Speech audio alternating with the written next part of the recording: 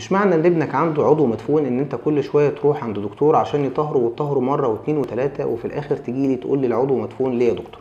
العضو المدفون من احد اسبابه فعلا زي ما انت عملت كده ان الجلد بتاع الطهاره يكون طويل ومغطي العضو وكاسي معظم العضو، عشان كده انت معظم الوقت مش شايف العضو ده. فعلا اللي ممكن يحتاج اصلاح طهاره زي ما انت عملت، وبرده ما بيتعملش زي الطهاره، ده بيتعمل بطريقه معينه اسمها اصلاح طهاره وليس طهاره عاديه. النقطه الثانيه ان مش كل الاطفال محتاجين اصلاح طهاره، في اطفال كتير بيبقى الجلد بتاعهم مظبوط، فلما حضرتك بتروح للطهر مره واثنين وثلاثه انت كده بتاثر كمان الجلد، وبالتالي الجلد ده بيقصر عن الطبيعي وبيشد العضو اللي جوه وبالتالي بيزود العضو المدفون. العضو المدفون له اسباب تانية كتير جدا غير قصه الطهاره.